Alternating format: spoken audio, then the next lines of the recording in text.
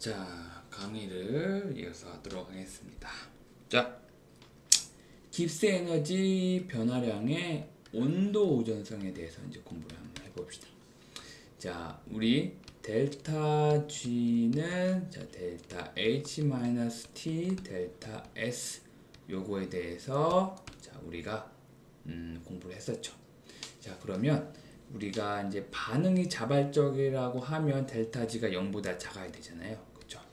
그렇죠? 그러면 자, 먼저 1번 델타 H가 플러스다. 그러면 델타 S가 플러스다. 자, 그러면 어떻게 될까요? 델타 G가 0보다 작으려면 어떻게 해야 되죠? 자, 여기 델타 H도 플러스, 델타 S도 플러스면 T가 이 온도잖아요. 온도가 T가 높은 온도이면 요게 0보다 작아지잖아요. 즉 높은 온도에서 반응이 자발적으로 일어난다. 하지만은 낮은 온도에서 하면 어떻게 돼요? 낮은 온도면 여기 값이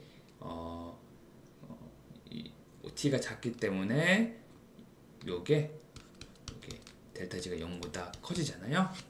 그러면 낮은 온도에서는 비자발적으로 된다. 이렇게 우리가 유추를 할 수가 있죠. 자, 그 다음에 또 한번 해볼까요? 델타 H가 자 플러스고 델타 S가 마이너스면 자 델타 T가 있으니까 마이너스 플러스죠? 그러면 요게 델타 G가 항상 0보다 크죠? 그죠? 그래서 델타 G는 항상 양의 값이다. 이렇게 알면 되겠습니다. 자, 그 다음에는 델타 H가 마이너스 그 다음에 델타 S가 플러스면 어떻게 돼요? 요거는 항상 델타 G가 음의 값을 나타내죠? 마이너스 델타 T 요게 음이니까 여기다 곱해주면 마이너스에서 음의 값이 나오잖아요. 그래서 델타 G는 항상 음의 값으로 반응은 자발적이다. 자, 여기는 비자발적이죠?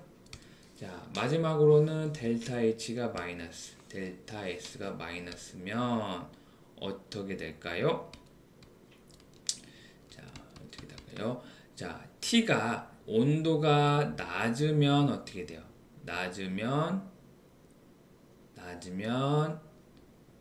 자발적으로 일어나죠? 왜냐하면 낮은 온도 때는 T가 0보다 작은 자발적이고, 자, T가 높은 온도에서는 역반응이 자발적으로 이렇게 할 수가 있죠. 자, 이게 외우는 게 아니라 요거를 식에 대입을 해서 요 식에 대해서 델타 G가 0보다 작으면 자발적, 0보다 크면 비자발적 이렇게 우리가 계산을 해서 유추할 수 있는 겁니다. 그렇죠? 그래서 우리가 델타 G에서 델타 G 부호에 영향을 미친 요인에 대해서 공부를 해봤습니다. 자, 그 다음에 온도와 화학 반응에 대해서 이제 우리가 다시 공부를 해볼게요.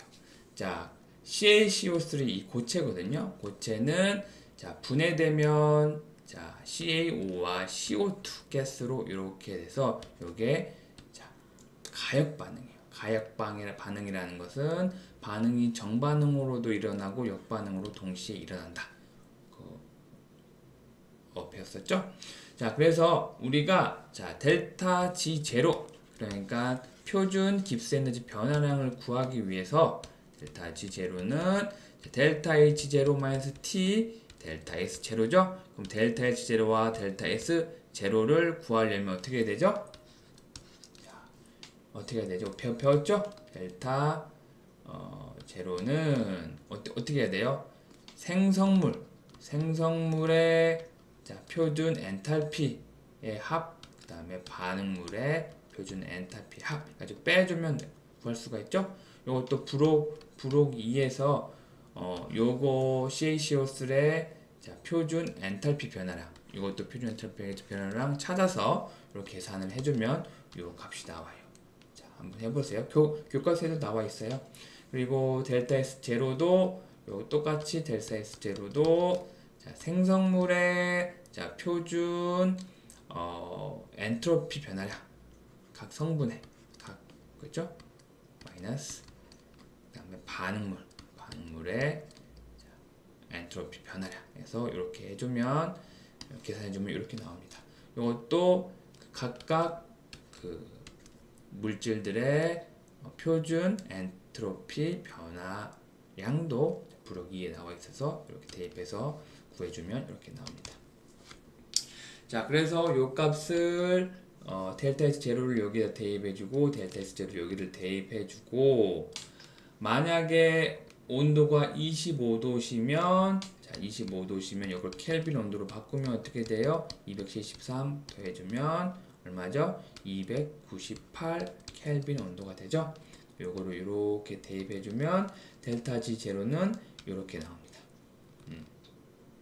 그래서 델타 G 제로가 0보다 크죠? 그럼 이건 뭐예요? 비자발적이죠. 그죠? 온도 25도시에서. 자, 근데 우리가 자 델타 G 제로는 델타 H 제로 마이너스 T 델타 S 제로죠? 요게 델타 G 제로가 자 평형 상태일 때 델타 G 제로가 0이잖아요. 요거에 대해서 구하면 어떻게 돼요? 온도는 835도씨가 나오거든요. 즉 어떻게 되냐? 자, 온도가 835도씨에서는 자, 평형 상태가 있고 835도씨 이상에서는 자, 델타 G 제로가 0보다 작아지죠? 그죠? 그래서 835도씨 이상부터는 자, 반응이 자발적으로 변해요.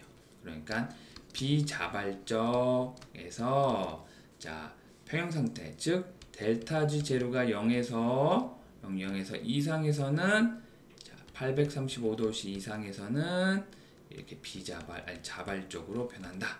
그래서 여기 오른쪽에 그림을 잘 나타내 있죠. X축은 온도고 Y축은 자 CO2의 압력. 그러니까 반응이 진행하면서 요 CO2 가스가 나오는 거거든요.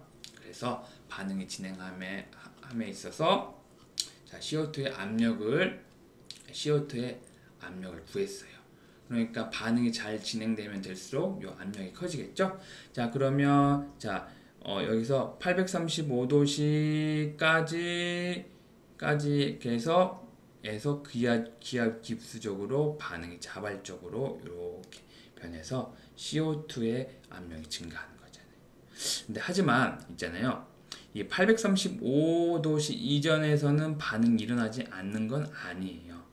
요만큼의 자, CO2 압력이 있잖아요. 반응이 일어나고 있긴 하지만은 835도씨 이상에서는 이렇게 기하 깁스적으로 일어난다. 그러니까 여기에서는 뭔가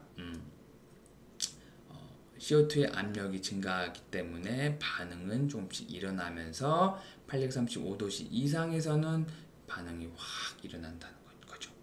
알겠죠? 자, 요거 델타 G 제로에서 835도가 어떻게 나오는지 계산을 해주지는 않았는데 간단해요. 마이너스 델타 H 제로 마이너스 T 델타 S 제로죠. 그러면 여기 0이잖아요. 그러면 이게 이쪽으로 넘어가면 어떻게 돼요? 델타 H 제로는 T 델타 S 제로죠. 양변에 델타 S 제로로 나누어져요. 그러면 T는 델타 S 제로, 네 델타 H 제로. 그래서 요거를 구해주면 여기 다 구했잖아요. 넣어주면 T 값이 나와요. 알겠죠? 이게 835도시라는 거예요. 알겠죠? 자, 그 다음에 깁스 에너지와 상전에 대해서 이제 공부를 해보도록 합시다. 자, 상전이가 일어나는 온도, 즉 고체에서 액체, 그러니까 액체에서 기체, 여기에선 상전이가 일어나잖아요. 그래서 상전이가 일어나는 온도, 즉 녹는 점, 끓는 점에서는 계평형, 즉 델타 G 제로가 0이에요. 알겠죠? 그래서 우리가 앞서서 자 깁스 에너지 델타 G 제로가 0이라고 하면 요 식을 유도를 했었잖아요. 그렇죠? 그래서 요 엔트로피 변화량에 대해서 정리를 하면 어떻게 돼요? t분의 델타 h 제로가 되죠. 즉, 자 여기 고체에서 액체로 상전이가 될 때, 자 델타 S는 어떻게 될까요? 자 온도는 자 0도씨로 할게요. 0도씨 하면 왜 0도씨예요? 자 녹았으니까. 녹을 때는 녹았으니까 그렇죠? 녹을 때는 온도가 0도에서 녹잖아요. 그렇죠? 그러면 0 플러스 273, 273K고 델타 H를 우리가 부록에서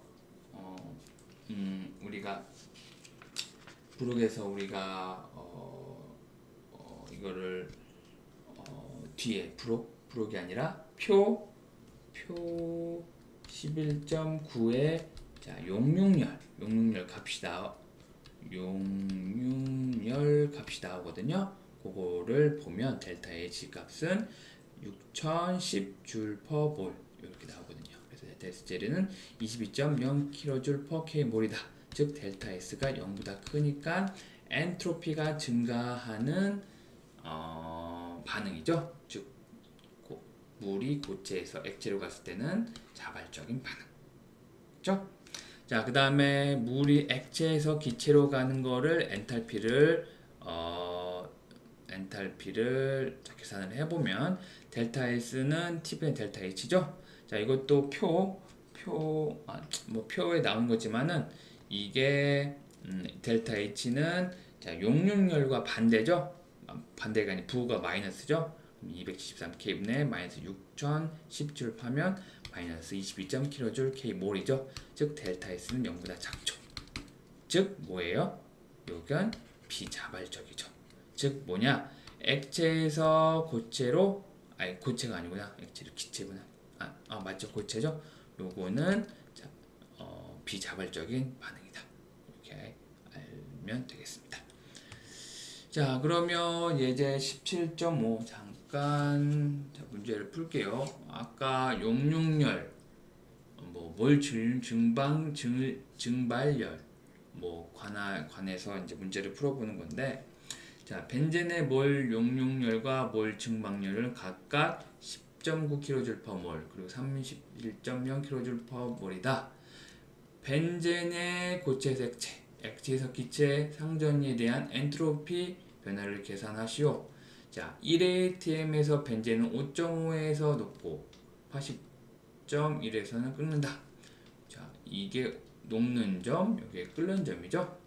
그러면 자, 몰 용융열은 10.9, 델타 H 몰 용융열은 자, 10.9kJ이고 그 다음에 몰 증발열은 어떻게 해요? 31.kJ/mol이죠. 그러면 우리 앞져서 자 델타 G는 자 델타 H 마이너스 T 델타 S죠. 상전일 때 지금 여기 상전이잖아요. 고체에서 액체에서 기체니까 여기 델타 G 제로 0이죠. 즉 뭐예요? 요거를 요 엔트로피 변화에 대해서 정리를 하면 어떻게 돼요? T분의 델타 H죠.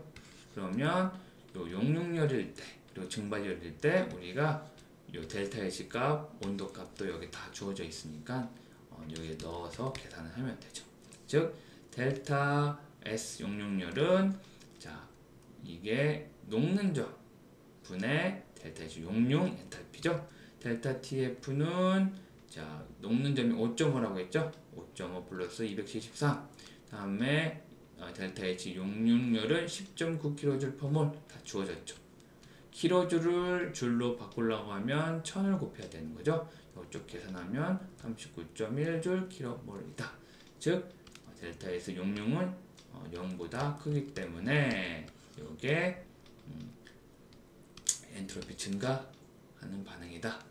그 다음에 델타 S 증발은 어떻게 돼요? 자, 끓는 점분의 몰 증발열 해주면 계산해주면 되죠.